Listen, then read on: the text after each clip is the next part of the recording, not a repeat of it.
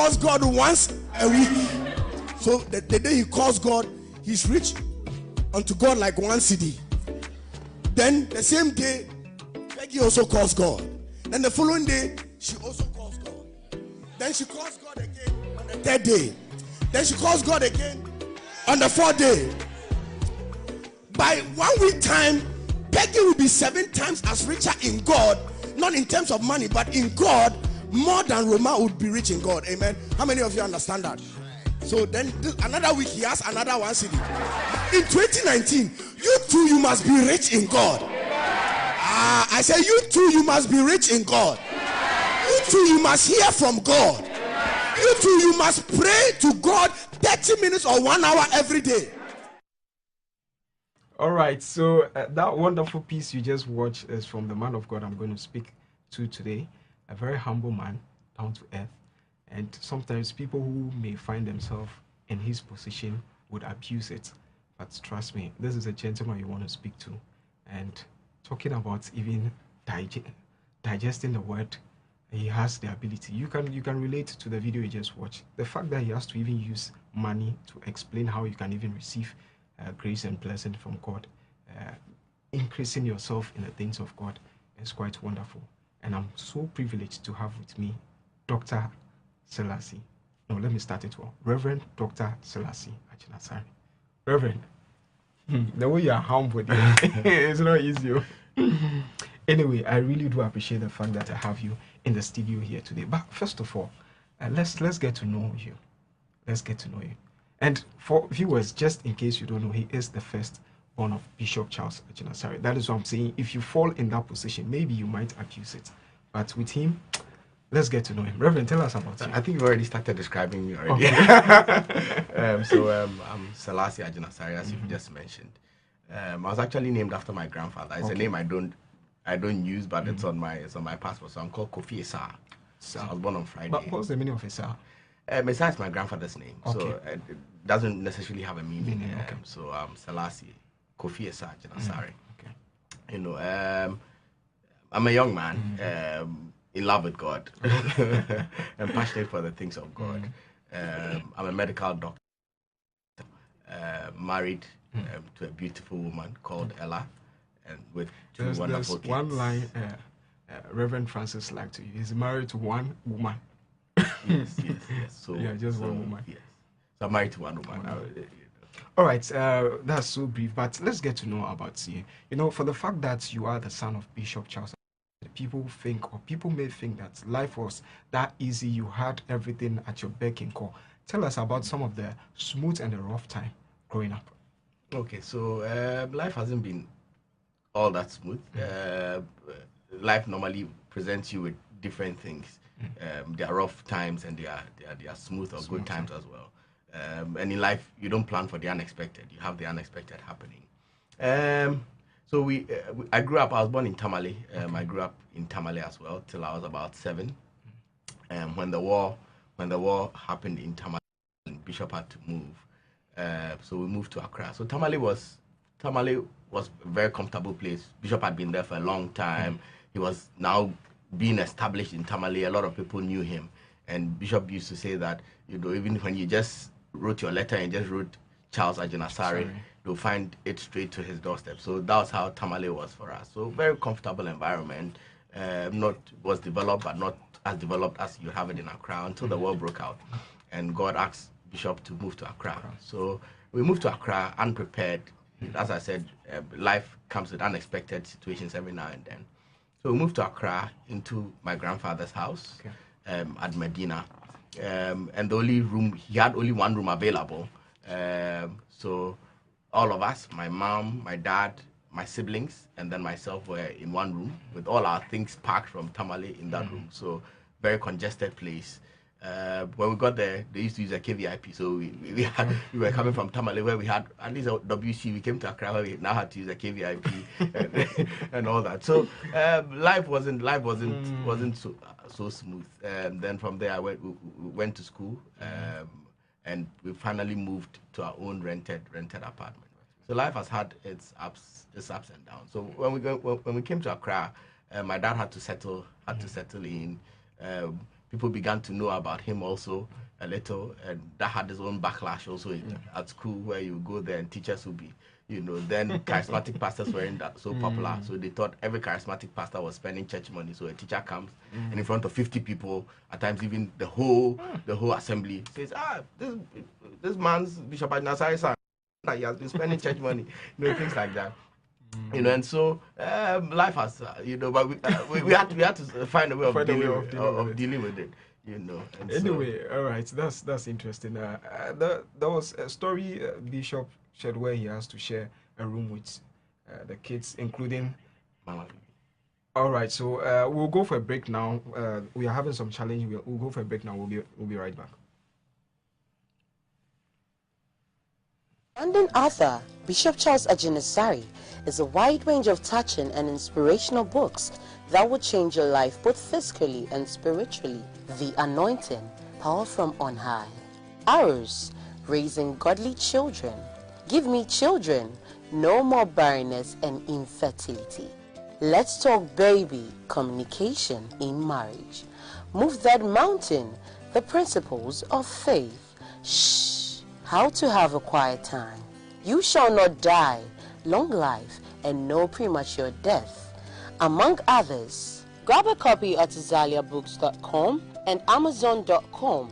If you are in Accra, kindly visit the Perez Chapel Bookshop, Jolu Junction, Accra, and other leading bookshops, or call +233 266 866 263 or +233 244 442 988. If you are in Ashanti or Brongahafo region, kindly visit the Kumasi Airport or contact +233 262 433 516 or the Perez Chapel International Adiabeba or Ahonjo branch. You can contact them on +233 509 039 457. These books are a must read.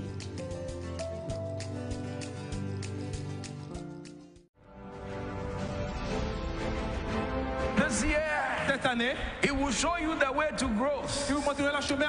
May God show you the way to the next level. Il vous montrer le chemin au prochain niveau. When people thought that things should have happened, Quand les gens pensent que les choses allaient se produire, and the things didn't happen, et les choses ne sont pas produites, God will surprise them. Dieu vous les surprendra. God will surprise Dieu vous surprendra. Give him praise. Precious one, I'm Bishop Charles Agyinasare.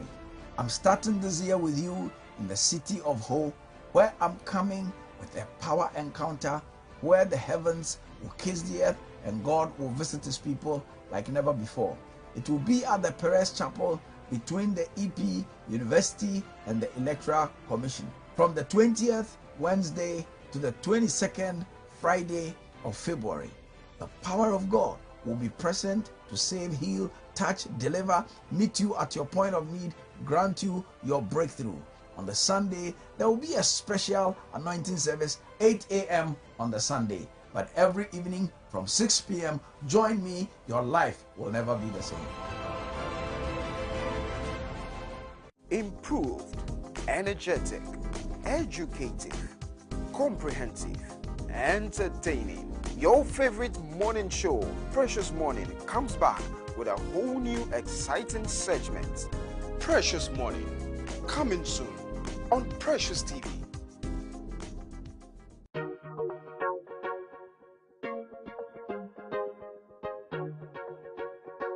Yeah. Bible's up. Preachers. Bible's up. Yeah. Oh, no, no. You know, from the east or the west, he did come from above. Oh, I should not see that I'm blessed. He did come from above. Oh, all of the money that I get, he did come from above. Oh, na na na na. Oh, na na. He did come from above. Oh, yeah. Intinya dia mitobia free me so which of game is gone to the limit.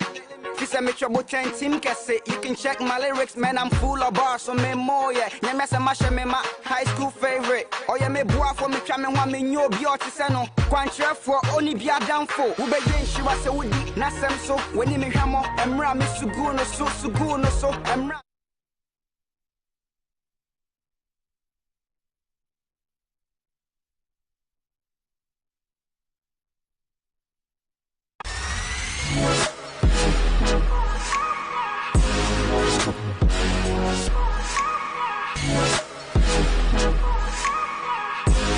All right, we duly apologize for that. It's quite unfortunate today that the chat is becoming more interesting.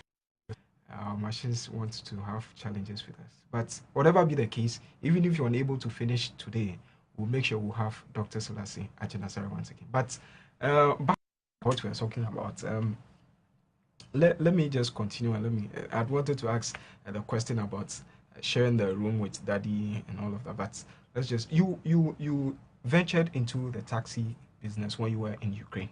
Someone will ask, Bishop Charles Agyinasare, why that decision? Why did you choose to do that? All right, so I was in medical school, and we used to a lot of work to do. So if you had 4 courses in a day, each lecturer was giving you about 20 pages to read a day. So if you put that together, that's about 80 pages to prepare for before the next day. What happens is that medicine follows a sequence. So even though you may be in 3rd year, you still need the foundations of your 1st year and 2nd year to understand what is happening in the 3rd year. So sometimes you need to go back and revise. And so in my 5th year, with all that work, most of my colleagues, to take off some stress or pressure would, either watch movies or play video games or go out and have fun. And I thought, okay, what can I also do to relieve stress and also bring in some money, into my pocket, So I thought, okay, it would be good to, drive a taxi, make some money. How did you feel? Were you okay? Yes. Did you feel maybe someone may pass some comment that I'm not Bishop Agyinasare, I'm his son, so I used to do that part-time alongside medical school. Just to make some money, and I made quite an amount of. Because I know even driving taxi all the way there, yes, least before the day ends, what you even collect. But anyway, that's quite. And it really helped to cater for some other things I wanted. Okay. That Bishop wouldn't give me because it was a luxury I want. It wasn't really a need, so it really helped. And as I was also doing that, I was saving for marriage. I was buying a few things also down here just to prepare for marriage. So that was the main idea behind it. So by the time I finished medical school, actually, I'd bought most of the things I needed for my wedding. I had a bed, I had a mattress, I had a fridge, I had a washing machine. So that was also one of the reasons behind it. So just to also save for my. Because I've always had the idea that I would marry at a very young age. So that was to help. Awesome. Viewers, if you want to join in, you can send in your comment through our WhatsApp number 020-3438-710. 3438-710. Very soon we'll be activating the phone lines for you to call in. So if there are some questions you want to ask, if there are some, you can do that as we activate the phone lines. But let me move to my next question. You are very down to earth. I have never seen you angry, but I've seen you speak out of pain. Yes. I don't want to visit what's really happened, but I've seen you speak out of pain. Do you get angry? And if you do, how do you look like? I do get angry every now and then. Okay. I do get angry in traffic. When maybe a trotro driver or taxi driver or some driver crosses me, when I didn't see him coming. And the way we drive in Ghana, sometimes people want to force their way, when it's not their right. And they say you can't always claim your right. So sometimes I do get angry. But the Bible says that we should be angry and not sin. So I try as much as possible when I get angry. There are a few times I may have said something, I sit back and I'm like, okay, this thing was not appropriate. I shouldn't have said it. But I do get angry every now and then. How do I look when I get angry? I think I'm just like any other person. I talk a lot when I get angry. And when I get angry, that's when I speak a lot of big English. I don't know why, but that happens. But I'm told that those who are quiet, when they are angry, the way they talk, as if they talk more than everybody on the set. Yes. So every now and then I do get angry. But do you go like, hey, for awesome? I don't use abusive words when I get angry. Okay. I don't. We didn't grow up like that, so it's not part of. It won't even come out of my mouth. It won't. But it won't even occur to me in the mind. Growing up, we're not allowed to use abusive language in the house. We're not allowed to use insultive languages and things like that. All right, now let's come down to family. How would you describe your dad and your mom? My dad and my mom. Okay. So I think my parents have two sides. They have their spiritual side and the physical side. Growing up, I think my parents did a very good job. I think parenting is a teamwork, a team effort, because one person cannot do it alone. And I've always told my parents that if he had been left to my dad alone, I'm sure he would have failed. If he had been left to my mom alone, I'm sure she would have failed. So it's been a team effort from day one. And some of the things I remember my dad used to travel a lot, and that was I understand why he needed to travel. He's a man, he needs to work, he needs to bring in money to take care of the family, So my dad would travel a lot. He was preaching, he was trying to carve a niche for himself as a young man, as a preacher. One of the things I also remember was that my mom was always at the back, playing the defensive. So my dad was always on the offensive, bringing, working as a man, bringing in money to take care of his family and the kingdom, to expand, the church and all that. But my mom was always on the defensive, trying to take and hold whatever, my dad was leaving behind, So in terms of family, so in the mornings you wake up and dad, even though dad may not be there, mom is there to wake you up in the morning. Mom is there to make sure. And growing up, I didn't really like eating in the morning, but mom will make sure that even if it's a bite of bread you need to take before going to school, you do that. When you come back from school, she'll be there in the house, waiting. Homework gets done. She cooks. We get to spend time. She'll supervise our homework and all that. So it's been a team effort. And anytime dad was back, he'll make sure that whatever time he had lost, I didn't know how he did it. We still keep asking, but he would maximize that time he lost with us and find a way of getting that time back. I don't know how, but would end up. And what also used to happen was, growing up, anytime dad was preaching within Accra and it was a weekend, we'd always go with him. And then coming back, we spend a lot of time talking. He'd ask us, okay, and that I believe helped our spiritual growth as well. He would ask us, okay, even though we're young, he would ask us, what did you hear me say? Which aspects of the sermon? So what it meant. So when he began that, we're like, okay, sometimes we'll be playing outside that we wouldn't be listening. But then when he started asking, we'll make sure that in time he's speaking, we're either taking notes or we are recollecting everything he's saying, so that when he asks us, we can give our feedback. And so so we'll be talking. Then through the talking, okay, so how did you understand exactly the statement I made? When we don't understand it, he'll try and explain it to us, and that helped our spiritual growth as well. And then we also had some good times alone. We'd go and swim together. We'd watch movies together. We'd go out, buy ice cream, eat out. So he tried to maximize and make up for the time that he lost in his travels. All right. It's unfortunate time is up, but I'll ask my very last question before we wrap up. So viewers, I will speak to my director and see if we can have him either next week or maybe some other day, so that we'll continue with our conversation. I have a very long question. I want to ask him, but for the purposes of time. But let me ask, last question, very brief. What is your deepest fear in ministry and in your personal life? Deepest fear. I don't think I have. I don't think I have fears. I'll say they are more of concerns than fears. The Bible says God has not given us the spirit of fear, but of love, of power, and of a sound mind. So fear, I try not to entertain fear. Once you give fear a step, he will take 10 steps and take 20 and even 100 steps. So I don't have any fears. My concerns and my prayer would be, God, whatever I do, help me to maximize it. So help me to discover, because there's nothing like living a life without purpose or not fulfilling your full purpose in life. So my prayer and my concern is always, God, please help me to be able to fulfill my full potential on earth. Help me to maximize, and everybody has his or her potential. Some would have, as the Bible puts it, 5, others will have 2, others will have 1. But my prayer has always been, God, whatever my potential is, it may be 1, it may be 2, it may be 3, it may be 5, whatever it is, help me to maximize it.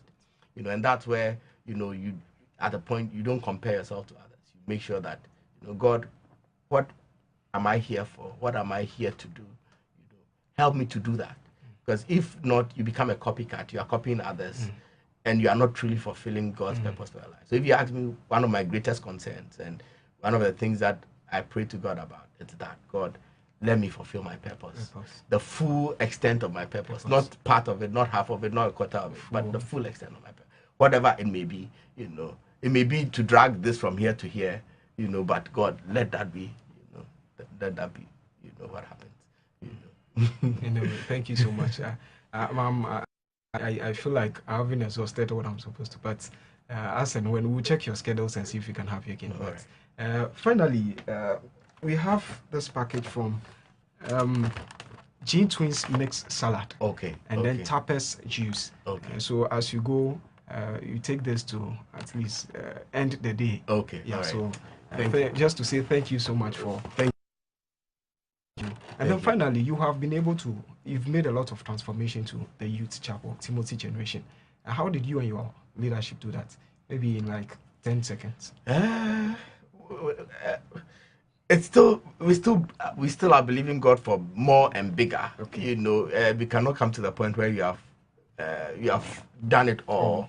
You know, we are still believing God. God, this thing can be bigger and can be greater. We can impact more lives.